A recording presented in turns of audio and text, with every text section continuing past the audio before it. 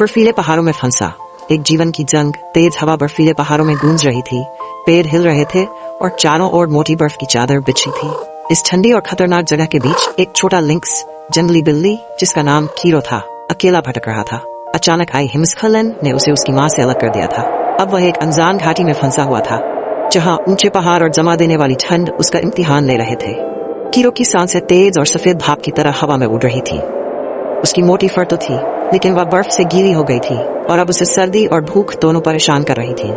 उसे पता था कि अगर वह जल्दी ही कोई ठिकाना नहीं ढूंढता तो रात की ठंड से बचना मुश्किल हो जाएगा। वह धीरे धीरे गिरे हुए पेड़ों और बर्फीली चट्टानों के ऊपर चढ़ता रहा, किसी गुफा या दरार की तलाश में जहां वह रात बिता सके। तभी अचानक गहरी गड़गड़ाहट सुनाई दी। कीरो के कान खड़े हो गए। एक नया हिमस्खलन ऊपर पहाड़ों से आ रहा था। उसका दिल जोर जोर से धड़कने लगा। उसने तेजी से भागना शुरू किया लेकिन फिसलन भरी बर्फ में उसके पंजे सही से पकड़ नहीं बना पा रहे थे।